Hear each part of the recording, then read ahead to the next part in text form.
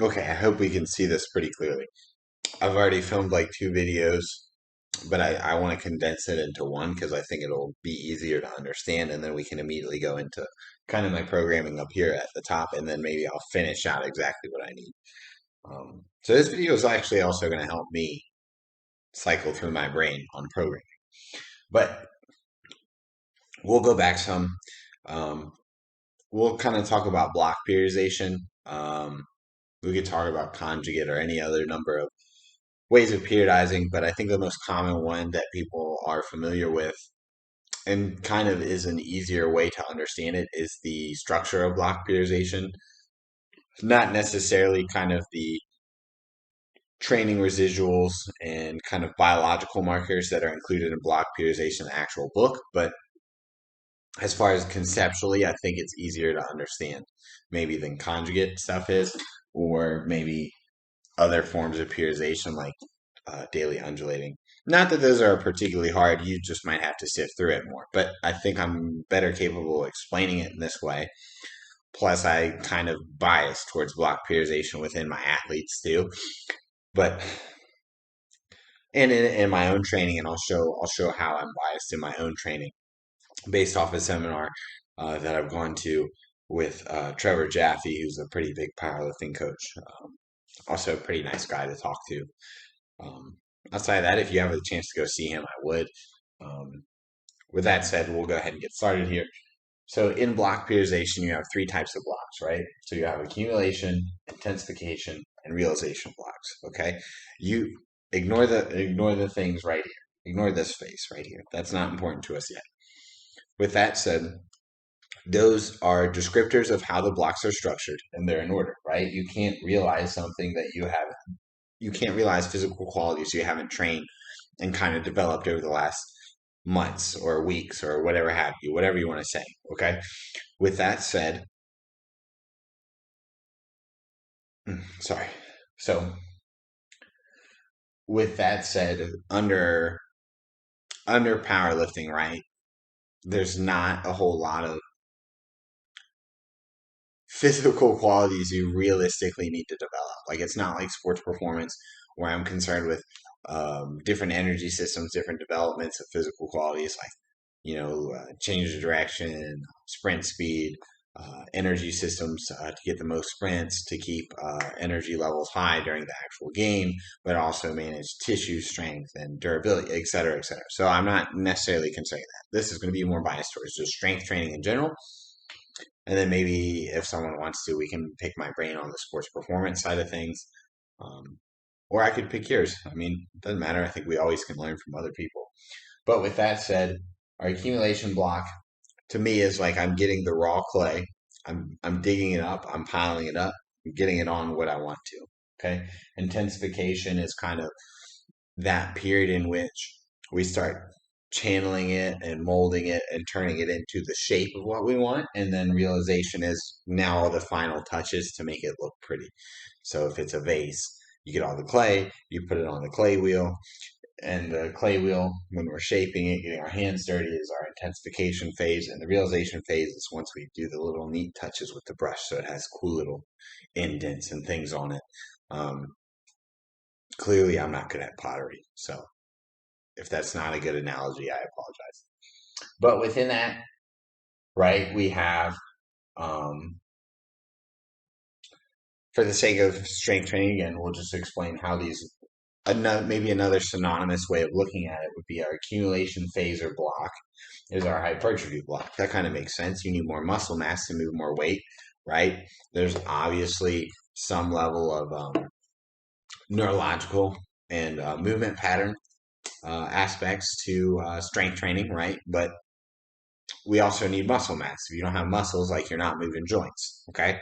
So our hypertrophy phase is how do we stack the most muscle on to better enable us to lift the most weight, okay? So this phase might be less important for someone who's already kind of maxing out their frame and is like me, is like 200 pounds at 5'7", right? I'm 5'7.5". Thank you very much. Or it might be very important if you're like 6'2" and 175 pounds and you're wondering why you can't bench 315 yet. Okay. There's exceptions to the rules, but that's just another way to look at it, okay? Intensification is our strength work, right? The kind of typical heavy sixes, heavy fives, heavy fours, maybe not necessarily to failure, but somewhere between like 75 and 85%. Okay, we're touching those heavier weights. We're kind of refining that ability. We're turning all that muscle that we got from doing all our sets of 8 to 12, and we're saying, hey, look, this is the workload I need from you. We might touch some heavier weights. We might touch 90% at some time, but we're not really touching the heaviest weights until we get to our peaking phase, right? And that's when we're going to deload and taper off a little bit too. Okay. So realistically, the end of our strength phase, we are touching those heavy percentages, and you might bleed that over into your peaking phase a little bit, but your peaking phase is probably going to be a little shorter than your strength phase, right? That makes sense because it's just a taper and you can't keep touching 95% for extended periods of time. Okay. So with that said, here's just kind of a structure. It's imaginary, it's conceptual, it's not a hard truth. Um, right? We're going to do our hypertrophy block, 8 to 12 reps, 4 to 6, because who likes 7? And then maybe 1 to 3 in our peaking phase, right? So those are kind of the setups, right? And these might be months at a time in which we're working within those variables, okay? With that said, let's take a step back and kind of consider the kind of, I don't want to say dichotomy because that's not necessarily true, but our in-season versus our off-season kind of ideas, right? In our off-season, it's the time to develop all of the more general qualities that eventually lead to our ability to train the specific physical qualities that directly transfer to our sport.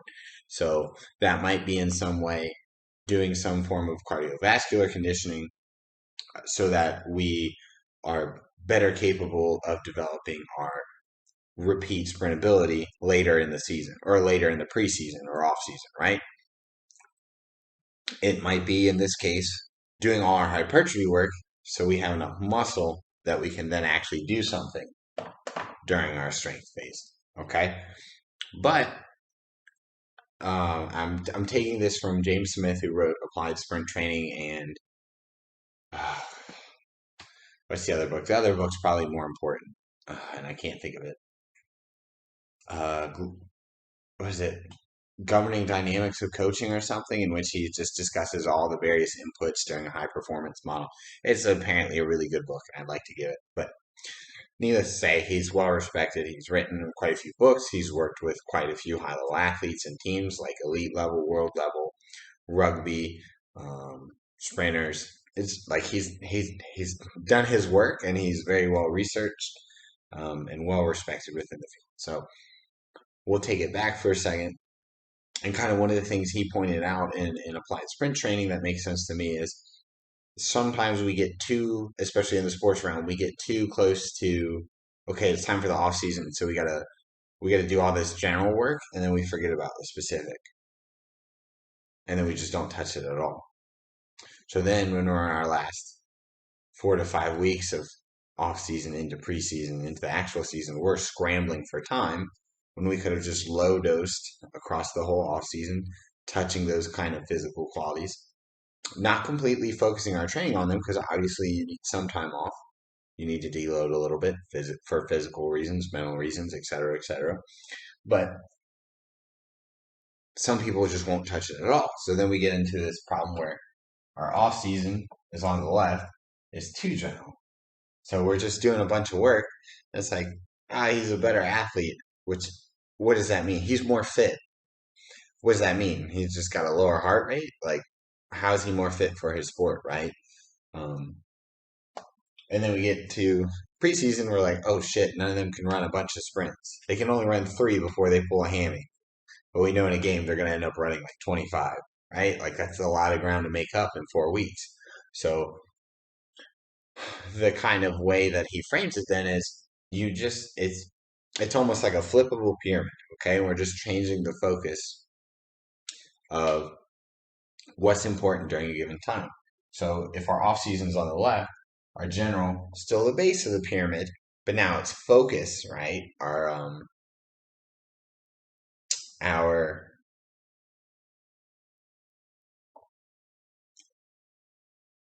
we're still working on a lot of general physical qualities that contribute to our sporting success or our development as an athlete, right? But we'll include some touch work on that specific stuff, so we are still priming ourselves. We're still touching that because we can just minimally effectively dose it, right? Get a little work in, make sure the athlete still responds to it, make sure he's still getting just a little more as the off season goes. So when we get to preseason, he's ready to go. He's ready to touch those 25 sprints. Um, Whereas the in season then becomes that's our base. We still have a little general work, not as much because why would you do work that doesn't directly contribute to your development as an athlete or your doesn't directly help you contribute more on the field. Okay. So you have some general work and it might just be for injury prevention or whatever you believe that general work to be. Um, where now our focus is solely specific. Okay. So let's just rewind for a second when I discussed these blocks, right? We have all these months where we're training and touching higher rep ranges 3 months, 4 months, maybe 5 months before we're really touching heavy loads. Okay, so if it's powerlifting, the most specific thing would technically be a heavy single, probably close to max, if not your actual max, on the competition bench, competition squat, competition deadlift. Okay, so with that said, if that's our most specific work, at what point do we touch that kind of level of specificity here or here? You get closer here during your strength blocks, but you're still not quite specific. So one of the ways I've been thinking about this, especially lately, and I'm going to slowly evolve this kind of train of thought, so please follow with me here. I got this from Trevor Daffy, okay? So now we're going to change the months to weeks. Week 1, week 2, week 3, week 4, week 5, week 6. Okay? So when block periodization is set up the way it is for athletes, it makes sense because there's multiple other stressors. I can't squeeze all that work in a month period and expect the same results. Plus their barbell training age is lower, plus they have practice stress, they have they have conditioning stress. Like there's so much to go in there that I'm not solely concerned with what happens in the weight room. And in truth, it's not as important as people would like to believe it is. But still very important, obviously. I like my job, so I, of course, think it's important. But our development into a better squatter doesn't necessarily mean we're going to be a better tackler, right? A better person to catch the ball. We're not necessarily going to make that athlete go from crap to Lionel Messi on the field with a soccer ball. Okay. But the setup makes sense because we're just looking to get one physical quality at a time because maybe that's all we can do. And yet there's other systems that allow you to train multiple at the same time. But under block periodization, you're like, this is the training quality I want. So it might be strength, might be power. I'm only hitting that specific physical quality with a few little other touch ups in between for that athlete to improve, and then I'll refine it into whatever the next block is. So maybe accumulate, it might still be hypertrophy into a power block, right? Like that's still a feasible way to spin it, but this is a long period of time because I'm not rushing my barbell progress for the sport. And the difference is for athletes, they're probably still on the field again. They're still on practice. They still have games. Like the focus, we can't cram all this work in and be like, we need to get them to be a better squatter. Again, it's just not as important as people would like to believe it is. But in strength sports, guess what? The only thing you got to be good at least in powerlifting and Olympic weightlifting, are the 3 lifts that you actually do. Okay, so the way Trevor Jaffe sets this up is, and I find it very interesting. So I'm going to start utilizing it more within my own training, see how I respond to it. Let's say we still have these blocks, but now we're thinking of it weekly, okay? But we can still think of them globally as well. We can still think of it as a longer time period, okay? And we'll go from the weekly setup and how it might fit into that, okay? So let's just leave these as they are, okay? Let's say I have an athlete who's in the off season, okay, and they're really small. They just need to gain weight, okay? Let's say our 6 week is now a deload because for whatever reason they just need our deload, okay? I might still just leave it there. 3 weeks of hypertrophy work, 8 to 12 reps, but then I'm gonna let it refine a little bit. We're gonna touch some strength work, get a little more specific in there, okay? Because the specificity is what directly contributes to our sport success. That's literally doing too much general work isn't going to help you necessarily right away. But here, we're getting that skill practice a little bit within the same block. We're still touching those higher rep ranges. We're still touching 4 to 6 reps. We're getting the best of both worlds is basically what I'm trying to say. Yes, it's not a sustained period over time, but just because you did 8 to 12 reps here doesn't mean you're not getting hypertrophy work and results over here. Okay, you're still getting some level of stimulus and adaptation during those 3 weeks. But now I can kind of cram them and I can keep repeating it like this. Okay, so again, it's his concept. I'm probably not explaining it as well as he understands it because it's his concept. So follow with me here. It sounds like I'm going on a tangent. But the premise is I don't need to wait. I don't have other stressors. I mean, I have a job, I have life, but every athlete might have that problem. Okay. Now I can touch these things while maintaining some level of specificity in our kind of off-season training. So I'll release the two big pyramids, right? So now we're touching the things that kind of keep us ready to go for that meet. Not quite, but we're still familiarized. Because I can say whenever I've done a setup traditionally, every time I get into that last or into that first strength block and peaking block, I feel like trash. Like I just, for whatever reason, it just makes the training that much harder.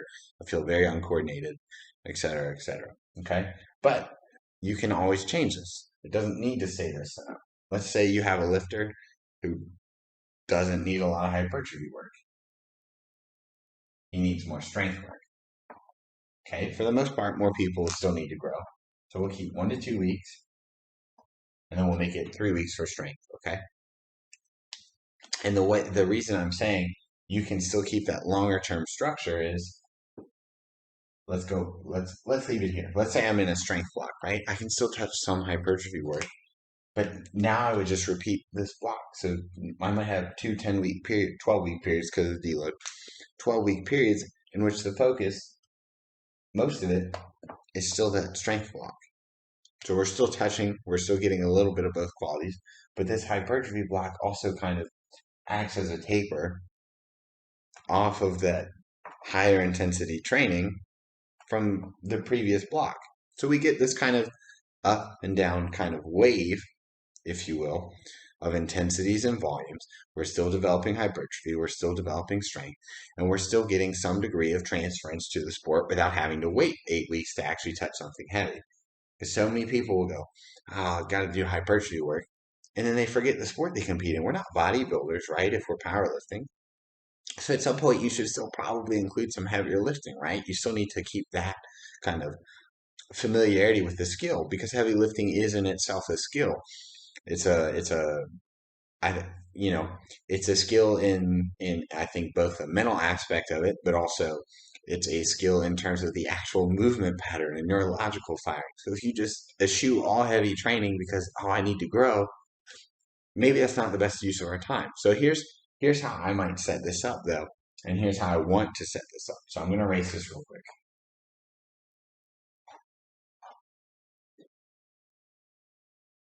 Okay. So let's say, come over here real quick. All right. We'll say our main movement. Oops, sorry.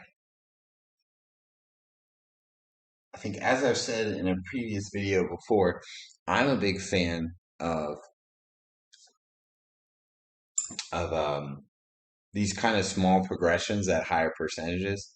So basically, it would look something like this: week one, 2x2,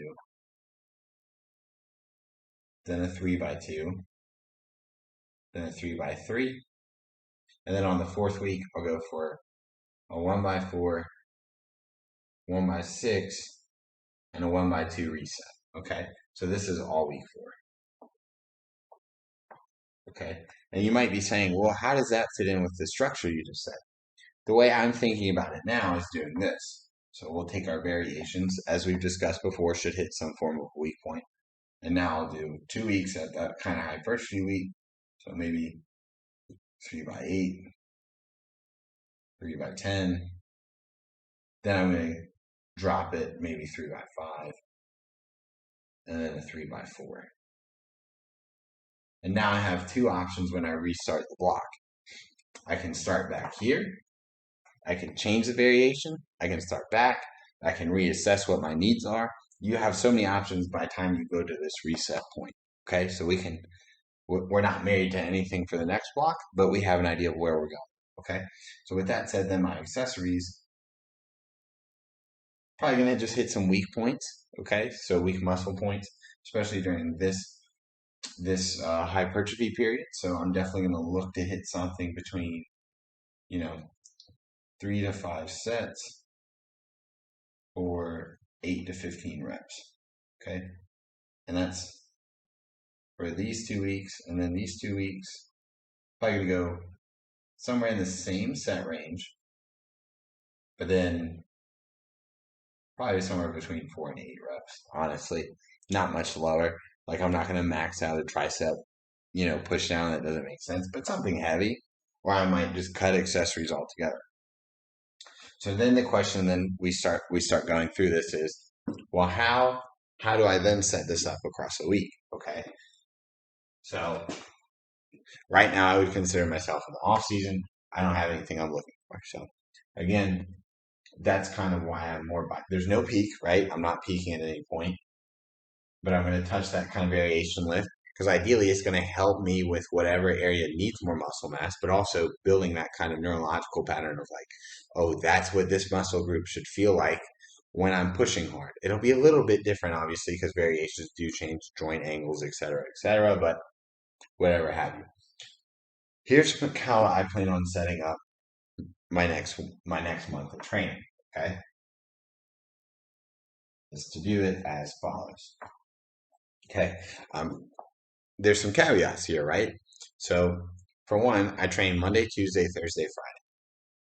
Not necessarily my favorite training schedule, but I have to lift while I'm at work for our staff lift, so I might as well train when everyone else is training and not waste my time. Okay. Wednesday we don't train because we play a staff game. This is important because some staff games will play something called Danny Ball, in which we're throwing a 10-pound med ball over a volleyball net back and forth. Okay, it's fun. It's also it's pretty grueling when you get into serves that last 10, 12 throws before anyone scores a point and you get a little break. Okay, so that in itself is kind of a high fatigue for me. Like I feel like trash every single time we play. It's fine, but that's just a reality. So to me, I kind of set it up maybe a little easier Monday, a little harder Tuesday, kind of hard Wednesday. Like I feel like poop after, but that's just because the qualities that you're kind of needing or I'm not good at. And then I'll probably do another low high kind of thing. So low high, low high. Okay. With that said, let's just see what I've already written here. Okay. So I start with a power block just because I want to work on some of the more, I guess, faster force development and more things like jumps and throws. So that's kind of what that is. Those things don't really matter, but just to tell you what I'm doing is a depth to vert and some hurdle work. Then on Tuesday might be a dumbbell snatch and a broad jump. Nothing crazy, just a little bit to kind of work on that quick force development, okay? But for the actual training I care about is everything below it, okay? So on Monday I'm squatting. I'm going to do a 2x2 at 80%. And then I'm going to do some back off work with pauses at like 2 by 4. Okay. Uh, where are we here? Oh no, excuse me. I'm sorry. So 2 by 2 with two back offs at 2 by 4. Okay. At 80%, 80% 2 by 2, 2 by 4s at 75%. Okay. Ring rows, just a little bit of back work paired with it. Okay. I like pairing exercises at this point just for the sake of time. So just kind of the way it is for me. But then the next thing I have is actually a variation, but it's not the same variation as my squat. Okay. I don't want to pair all my squats in one day. I think I would feel pretty trash.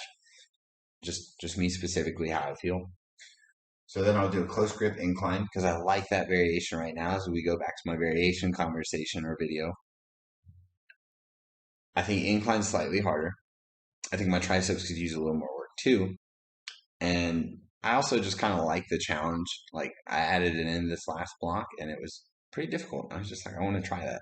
I think it, I think if I get really good at this movement, I'm really bad at right now. Like at the worst, I had fun doing it this summer, and then I also just got stronger in general. So not the end of the world. I'm not in a rush to compete again, but my hope is that it'll directly transfer. And this is kind of the struggle with programming. Everyone wants this.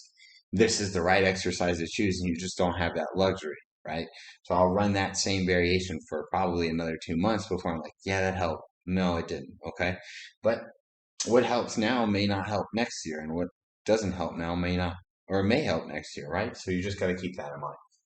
Then paired with that, just some split squats for the glute work and the uh, just kind of unilateral work, that balance, a little bit of groin work kind of involved with that too, and then some face pulls for the upper back. And to me, that's not a hard day at all. But the next day, again, dumbbell snatch, a broad jump, and then we'll get into my actual work. Okay, so I have sumo here for 2 by 1 at 85%. Okay. I said earlier 2 by 2, but I've been noticing I'm going to change my deadlift patterning of that just because I feel like I've not been able to get in great positions lately. And part of that is because I don't have a deadlift bar, which is what I typically would train on. But now I have a stiff bar, so it sets it up a little bit differently, and I think it just takes more out of me. So I'm going to go 2 by 1, similar progression, slightly slower. Okay. And then I didn't write it very well, but my work under that is then 2 by 2, same sumo, but now my variation is going to be off block pulls. I'm keeping the variation here because I don't want to do a bunch of sumo work. Like that is my back off work for the sumo. Okay. Um, maybe I could do more sumo work, but I'm gonna be honest, I don't feel like it, and I think this might work better. And if it doesn't, again, you just go back to the drawing board. Like it's not the end of the world. You got plenty of time to get stronger. Okay. Pairing that with a dumbbell bench, again, more unilateral work. Definitely need some pec work. And then some Russian twists, oblique twists, whatever you want to call them, a little bit of core work. And I just kind of know if I left that at the end, I wouldn't do it. So I pair it up higher because I'm just fat and lazy. So I need that. Um, Following that, just some back work, pull ups and ab wheels. I didn't put really a rep range yet because I haven't finished writing this, as you can see. And then conditioning. So whatever conditioning work the football team did in our off-season group, I'll probably end up doing. Okay, so let's go over to Thursday here. What do I have for Thursday? Nothing. So Thursday, I'm thinking I'll make my bench day because Danny Ball definitely kills my upper back some. And while I think the fatigue from that is going to maybe make benching slightly harder, I think if I can learn how to bench under those fatigue conditions, I can definitely work on my upper back tightness. So let's kind of just step back for a second to where I'm at. Again, off season, right? I want to do a little power development. I'm not really concerned with too much. So I'll probably do some sort of med ball throw. Let's say an overhead throw, just because I feel like that would be fun.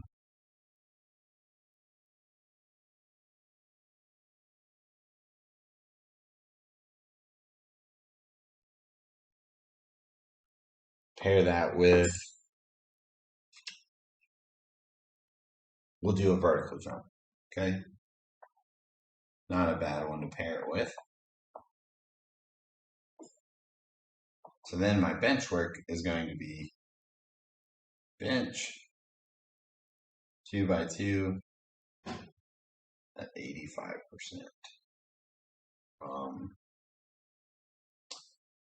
The back off will end up being 2 by 4. Actually, now that I think about it, here's what I want to do. Just the bench by itself. Get that out of the way. Okay. Then we'll do a whole nother block. And we'll do bench. Sorry. We'll do Larson press. Take out the leg drive.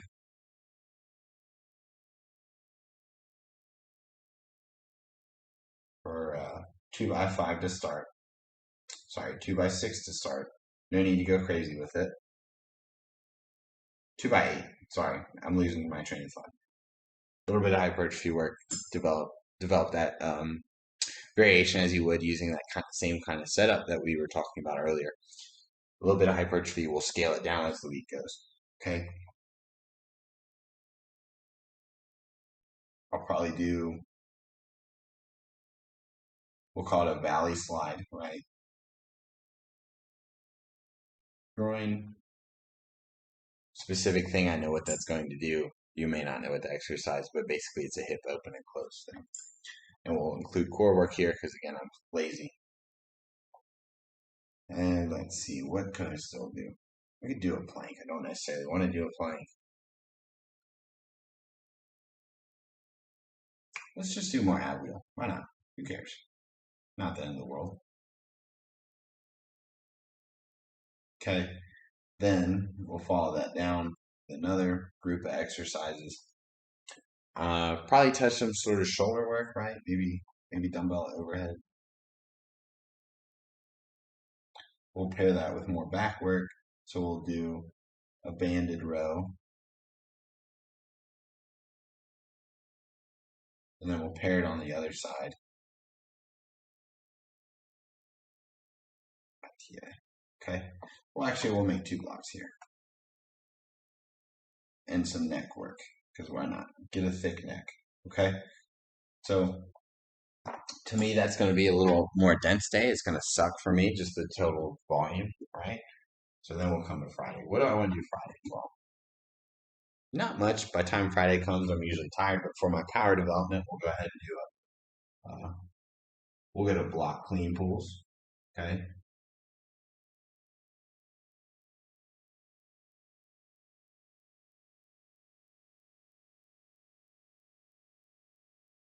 And we'll do, oh no, we already did the dumbbell snatch. Honestly, I'll probably leave it at just block clean pulls. We'll do 3 by 3, and then we'll get into our next tier. Okay. We'll hit a barbell RDL for 3 by 8. Okay.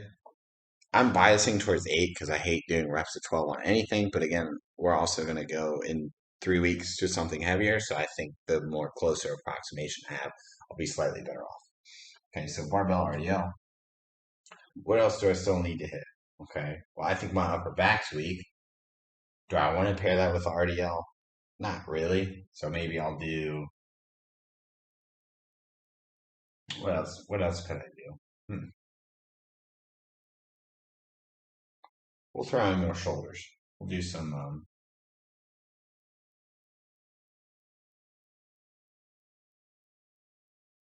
front and lateral raises. Okay. 3 by 10 to 12. Okay. Then here's what we'll do. We'll do a Kelso shrug. These are fun for your upper back. Okay. What else do we need to hit? Upper back. We'll do a Kelso shrug with a seated good morning because I need more lower back work as well. You know, you can't have too strong on the upper back or lower back. Seated good morning. And then the next tier, we'll do bis, tris, and probably an upper back good morning too. Because why not? Okay, so that's basically how it's going to go. Now, Am I guaranteeing all of this works or transfers? No, I'm not because I can't. But let's just step over here, or actually, I'm already right here, so we'll just go from sumo how this progresses. So week 2 then becomes 2 by 2 at 85%.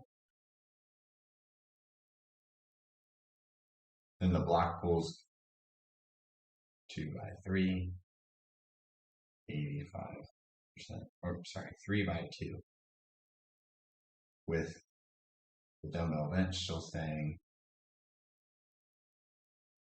at a 3 by 10 actually. Okay. Russian twist will keep at 3 by 12. Pull up an ab wheel, 3 by 12, 3 by 15, whatever the condition is. So then week 3 happens. Okay. 3 by 2 on the sumo. Okay. Then the next tier is going to hit. Now we have 3 by 3 on the block. Same percentage. Now we're going to go heavier on the dumbbell bench. Okay. So we'll do 3 by 6. And then the Russian twist will keep the same because there's no need to go crazy with that. The pull-ups, though, is where I'll bump it again. So that'll become 3 by 6. Ab wheel will stay 3 by 12. Okay. Week 4 then becomes, I haven't figured out how I want to do this, but I'll probably do a 1 by 3, 1 by 5, then 1 by 2 up the percentage. Okay. I'll keep the block pulls probably the same at 3 by 3. Dumbbell bench will do a 3 by 4, even heavier. Then Russian twist stays the same. Pull-ups will do 3 by 4. Add another chain. I will stay the same. Okay, so that's just the month's progression, and everything's going to follow similarly. Okay, certain exercises I'm not going to bump up or down in reps just because of the way I think I would have to load it. I'm just not really interested in doing. Plus, I don't necessarily. If I want heavy oblique work, I'll do a heavy hold. I'm not going to do Russian twists. I just wanted to do Russian twists, so I'm not going to grab like a 45-pound med ball and try and figure out how to do that. Um, but yeah, that's just kind of the setup, and everything will kind of move along the same way. But the thing is, just because I wrote that doesn't mean it's going to stay that way the entire time. It's definitely going to change at some point. That's just the reality of the situation. So I hope this answers some questions. The other thing I'd say is just don't be afraid to program. Like people, again, like you saw me writing this out in my head. Like I don't know if I want to do that. I don't know if this is going to work as well as I want. Okay, that is a fact of how programming works, especially when you start. Like you're just going to have to accept you wrote it, follow it out for a little bit. If it didn't work, oh well, crap, you lost what, 6 weeks, maybe 8 weeks. It's not the end of the world. You're not going to get it right every time, and that's just the sad reality of the situation. Like it's the equivalent of like walking around in Dark Souls and the shitty torch they give you is even less bright than what the game actually is supposed to give you. Okay, so I hope this kind of helps. I hope if you have questions, you let me know. But this is kind of what my next block of programming is going to look like. It's nothing sexy, and that's just kind of the reality of the situation. It doesn't have to be. Um, Within the progressions across week to week, the reason I like to keep it nice and small, right? Again, technique, technique, technique. I think that's more important for me right now than anything. I think when I look at my sumo deadlift, I need to get better not at my capacity to thoracically extend, but actually doing it in my setup, right? I have a good bit of thoracic extension when I want to, but when I put a barbell in my hand, I go, oh, I kind of just got to pull it from the floor rather than working through the technical aspect of the lift. When I think about my bench press, I do have weak pecs. I need to hit those more. So maybe I really wish I had a cambered bar because I'd smoke that all the time. Um, but that's going to be something maybe where I take out the leg drive with the Larson press, and that'll kind of help me generate that power off the chest because I'll incorporate pauses with that. So hopefully that helps. And then close grip incline, I think, will help with that. But again, maintaining tightness off the chest. I'm going to pause all my bench work because that's what I think I need. Okay. So that should help create that tightness and stability I need to get to a 405 bench press that I've been chasing forever. Um, when I think about my squat, I'm really not sure what I'm bad at this point outside of bracing and just kind of what I'm doing with that stability in my upper back. So, okay, technique again, but for a different reason. Like if I said squat technique, I think some people would think legs, but I have massive quads. Okay, and that's not what I need to fix. Like my quads are huge and they're plenty strong. Like my high bar is not too different than my low bar. So I don't think it's my quads. Maybe more glute work and groin work, but again, we're trying to accommodate for that in here. But I hope, oh, one thing I did with that upper back stiffness and stability, I've been safety squat barring for the last probably 8 to 10 weeks, just focused on creating back tightness, nice chest position. And that bar is cambered forward, so it's trying to murder you and push you forward. So hopefully that all transfers. And at the end of the day, like if you notice, if it doesn't work, it doesn't work. Like I'm not ever gonna get upset about it. I might be like, shit, I could have picked something different if I had known that. But at the end of the day, you just have to take the jump. You can spend all your time worrying about the next 10 weeks and never going anywhere. Or you can think, okay, if I get it wrong for this 5, 6 weeks, no big deal. I'll just reset because I got 10 more years I can worry about. So that's kind of where I'm at. And like maybe some people think it's too much volume, it's too little volume, it's not that great. But again, at the end of the day, I have a rationale for everything up here that we could digress into for the next 20 minutes and with exact details of why I picked it. And I have a bicep and tricep pump. It's Friday. I just want to get a pump. But that's a reason, right? So when you're programming, give yourself a reason. Pick an exercise. What's my reason for that? If I can't think of a reason, okay, move on from it. Pick something else. Okay? And sometimes accessories are just supposed to be fun, right? So main movement variation, important. Accessories, still important, less degree. So if you want to squeeze one out just because you think you'll get more enjoyment and that'll keep you consistent across the 4 days you're training, then do it, right? So I hope this kind of quick emphasis of how I might sit down through programming and writing all this stuff out works. I hope it helps to some degree, and don't be afraid to just message me on the Discord and be like, "Hey, why did you pick that?" Or, "Hey, I didn't understand this concept. Can we talk about it?" Like, by all means, please let me know. Or if you're like, "Hey, film a video on this because I want to get your thoughts on that," like maybe I will, right? At the end of the day, I don't want to be a YouTube star, but I'm always down to help people.